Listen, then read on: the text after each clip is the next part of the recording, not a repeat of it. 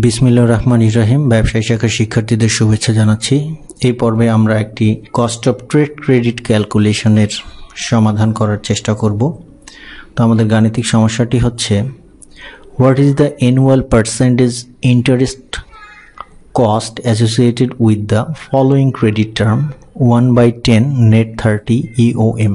তো এখানে যেটি বলা হচ্ছে যে ক্রেডিট টার্মটি হচ্ছে 1/10, অর্থাৎ বাকিতে পণ্য ক্রয়ের 10 দিনের মধ্যে যদি ক্রেতা এই কৃত পণ্যের মূল্য পরিশোধ করে সেক্ষেত্রে 1% ডিসকাউন্ট পাবে, অথবা নেট 30 EOM বলা আছে যে 30 দিনের মধ্যে তাদেরকে সম্পূর্ণ টাকা পরিশোধ করতে হবে এবং এই ক্ষেত্রে কোনো প্রকার ডিসকাউন্ট পাবে না।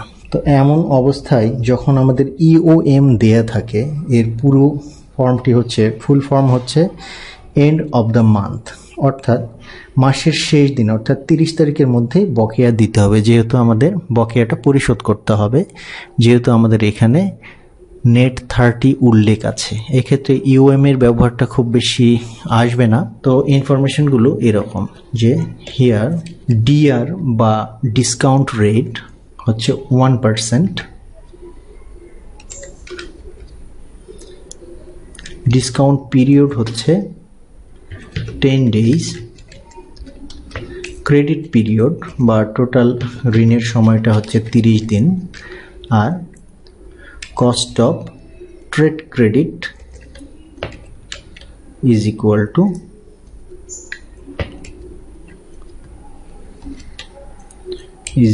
Two what. তো ফর্মুলাটি কি হচ্ছে, we know KTC is equal to discount rate by 100 minus discount rate into 360 by CP minus DP into 100। তো এই ক্ষেত্রে আমরা মান বসাবো। মান বসালে যেটি হবে, CDR যেটি ছিল বা ডিসকাউন্ট রেট মাইনাস 1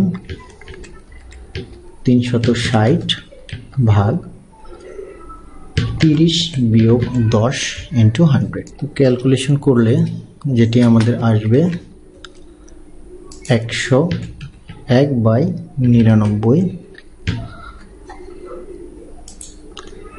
360 ভাগ 20 সমান 1/99 করলে যেটি আমরা পাবো 0101 ইন্টু 18 ইন্টু 100 সমান 18.88%। এই হচ্ছে কস্ট অফ ট্রেড ক্রেডিট, অর্থাৎ যিনি বাকিতে পণ্য ক্রয় করছেন তিনি যদি ডিসকাউন্ট অফারটি গ্রহণ না করেন সেক্ষেত্রে তার বাৎসরিক খরচ আসবে 18.18%। তো এই ছিল আমাদের এই গাণিতিক সমস্যাটির সমাধান। তো পরবর্তী লেসনগুলো দেখার আমন্ত্রণ জানিয়ে এখানে বিদায় নিচ্ছি। আল্লাহ হাফেজ।